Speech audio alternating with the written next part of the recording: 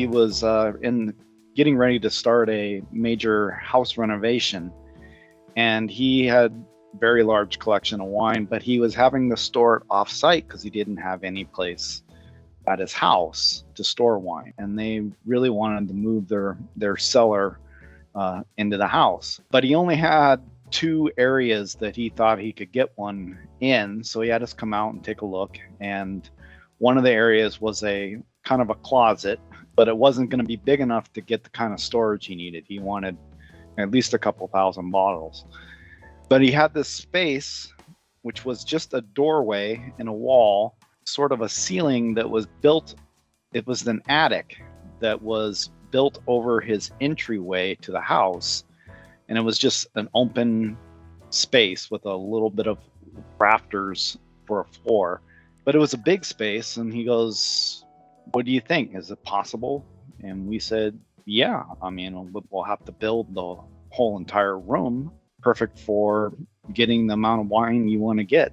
After we got in there and started looking around and, getting the design further along, we figured out that we could put something bigger in there. So he decided he wanted to have a complete glass entry to it. So we ended up adding that after the fact.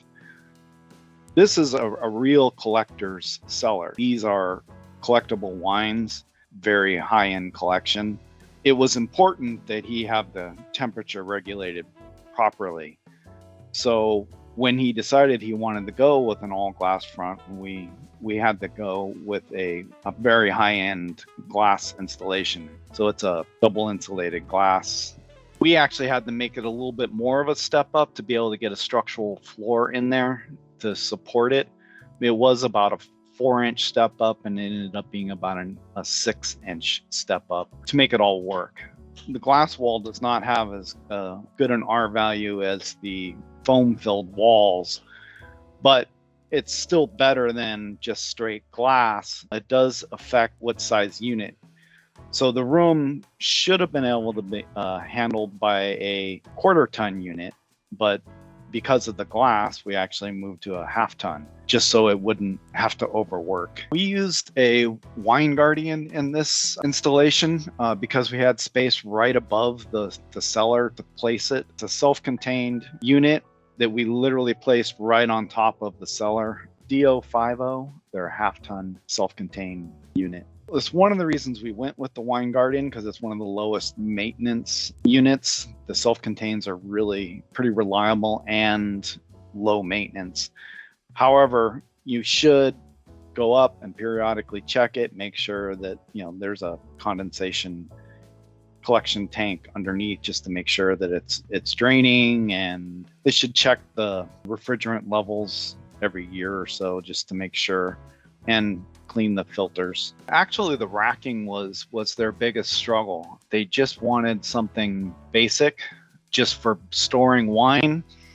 But the more and more they started to think about it, and then this is when the glass started to come into the picture, and they changed their mind to, we really want to make this an addition to our house in terms of entertaining.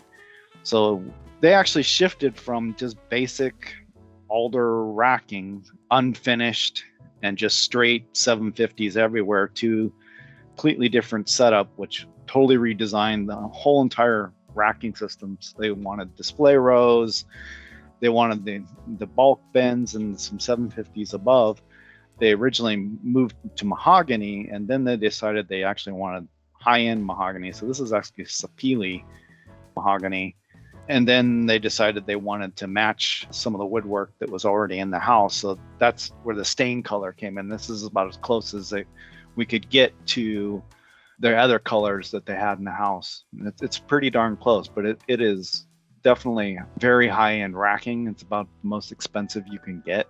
It's all sapele. If you notice, behind all the display racks, there's actually sapele panels, which is another big add, because typically there's nothing behind the racking. It just up against the wall.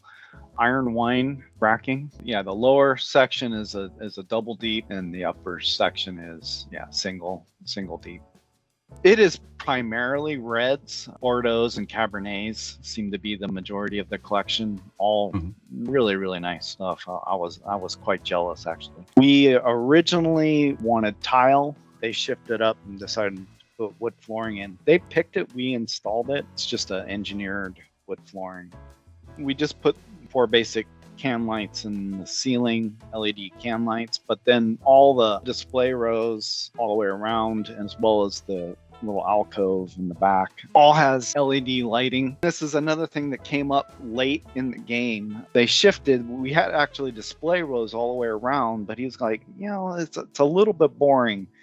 So we suggested he add this little display area because he said he had several of these, the big bottle you see there. He had more than one of those that he wanted to show. So we suggested this small little alcove. Well, actually, we suggested a larger one, but he didn't want to give up any more space than he already had. This one was really fun because it was truly a collaboration and changed so much from the original concept to the final product. The whole process of going through that, as the client discovered new possibilities and new ideas, it became fun changing it up and saying, oh yeah, well we can do that too. But surprisingly, it's interesting that the project didn't take that long to complete. I believe it was 6 months total. A bunch of work up front with the initial design.